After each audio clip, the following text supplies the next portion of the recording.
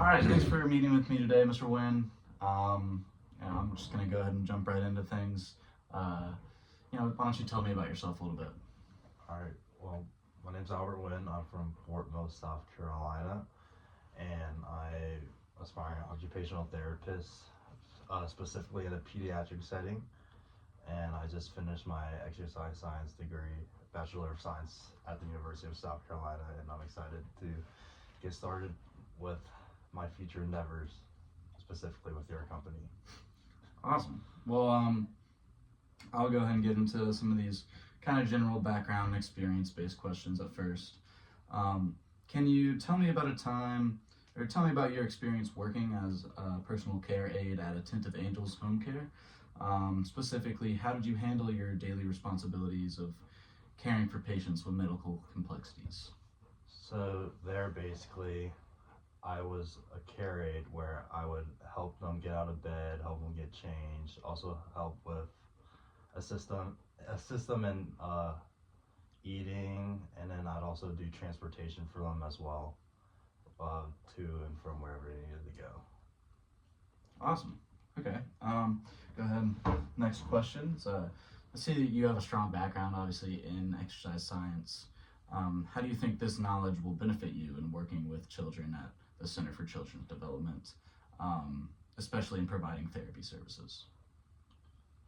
Well, so I've gained a lot of experience in shadowing hours, specifically at pediatric settings, which is why I specifically applied to your company.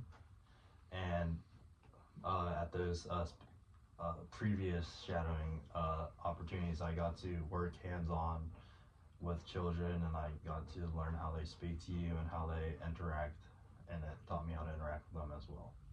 Awesome. All right. So, in your role, a different kind of role, a little bit of a different experience. In your role as a server at MVista, you obviously communicated with both customers and kitchen staff. How do you think these kind of communication skills will transfer to working with a kind of multidisciplinary therapy team? So working as a server in a restaurant has just taught me how to be able to work uh, in a team setting. So I know in the clinical setting, I'll be communicating with my supervisor and also my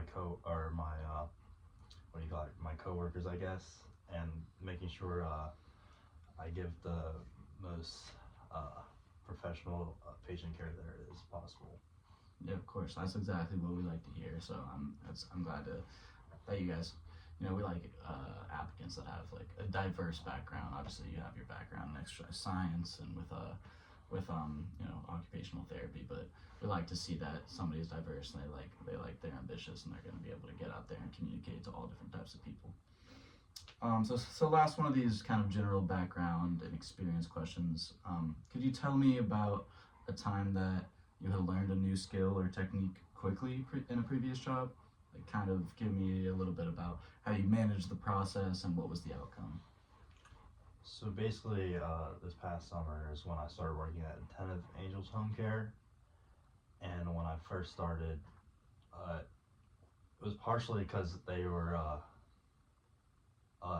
understaffed.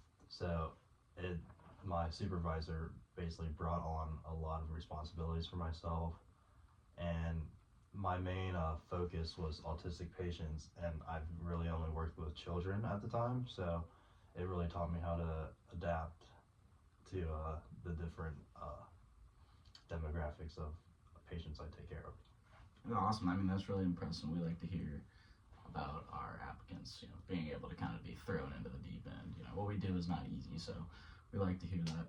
You're able to adapt and you're able to be thrown into that deep end and keep your head above water.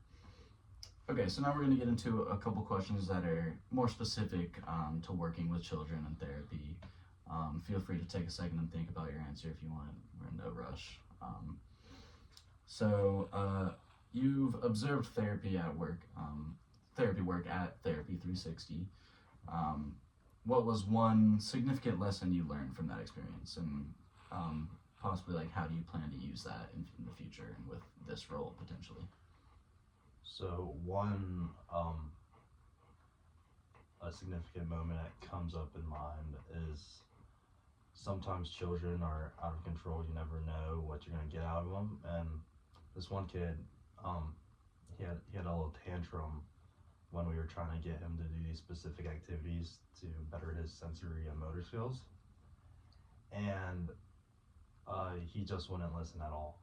And what the occupational therapist I was shadowing at the time told me, it's like it's okay to take a step back, take a deep breath, let them have a break, let yourself have a break, and then come back to it, reevaluate the situation, and just sometimes you just need a little cool down before you jump back right into work. Yeah, that's some great advice.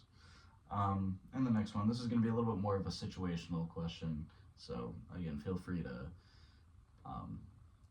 it might not exactly to apply to something you've done, but feel free to like give me context and everything. So this role requires you to develop individual treatment plans. How would you approach creating a treatment plan for a child with unique needs? And again, this might not be exactly what you've had experience with, but feel free to like give me an example maybe about something you've done in the past and how you could apply that. Basically, I'd always start with like evaluation from sensory to motor and executive functioning, and see where they're at, and at the start of their treatment, see how they're moving and functioning at the time, and then I'll probably take like a 30 of that hour, like summarize everything that I found, trying to make the best plan possible to help them with their treatment. Awesome. Okay, so the next one, could you describe a situation where you worked with a child or an individual who was initially resistant to therapy? Maybe provide examples of how you engaged them, encourage them to participate. And this might be a little bit similar to a story you just told, but maybe just expand upon things a little bit. So what I've learned basically with children, you have to make them as comfortable as possible, and sometimes you want to make it seem like you're their friend and not someone that's looking down on them.